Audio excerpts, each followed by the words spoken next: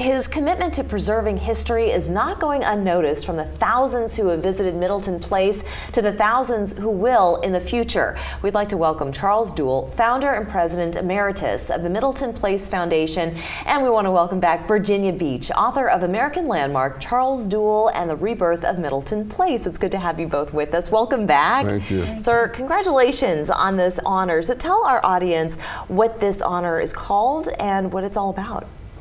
Well, it is the inaugural, just this year starting, annual award for preserving history's future is what the title is.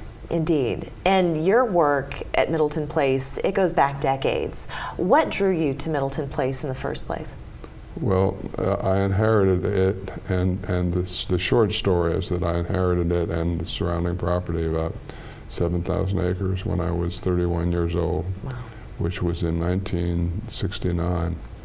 What is that? And it was my mother's family who was from Charleston. My father's family was from New York. That's right. And what is that like, though, being bequeathed a Middleton Place? Not all of us get more than maybe a pocket watch or a pair of socks. So what is it like to actually have Middleton Place given to you and you having to be the steward of that fantastic historic landmark? Well, you know, first off, there's a lot of decision making as to what is the best thing to do.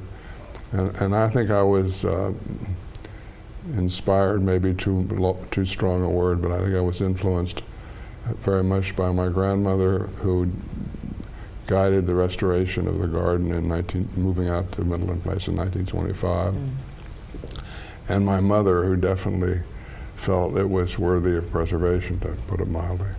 And I have to say, it was Middleton Place that captured the love and the heart of my mother and myself, which really led to us moving here. Oh, I want you to know this. Oh, wonderful. And it has led you to write a book about Charles Duell and Middleton Place. And why were you so inspired to write an entire book about it?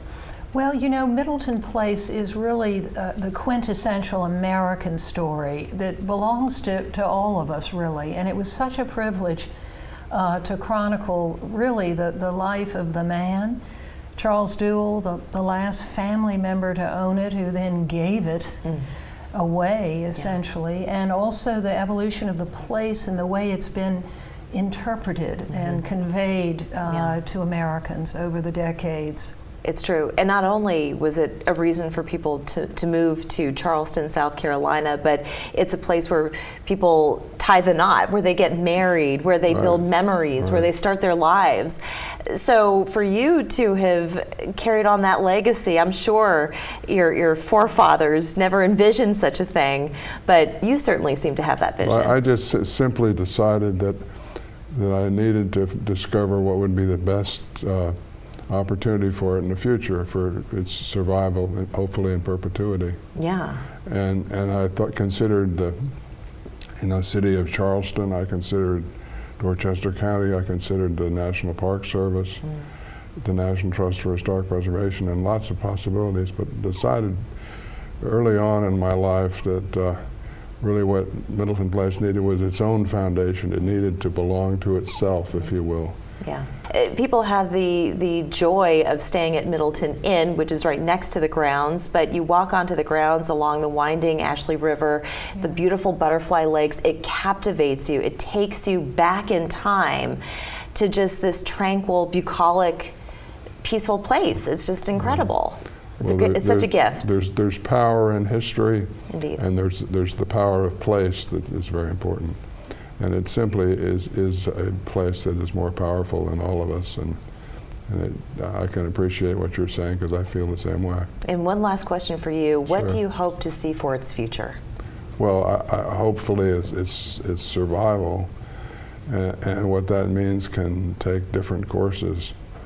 But there's a possibility that we're working on of a 21st century garden addition, because Middleton Place started as a small classical garden based on the influence of André Le Nôtre. Yeah.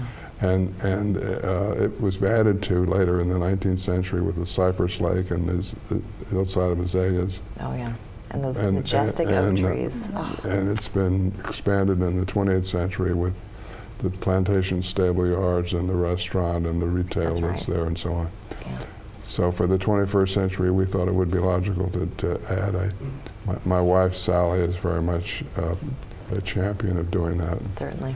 And I think it'll probably come about. Well, you two make a wonderful team. I want to thank you both so much for joining us today. And of course, you can pick up your own copy of American Landmark at Buxton Books downtown or Middleton Place or middletonplace.com. We'll be right back.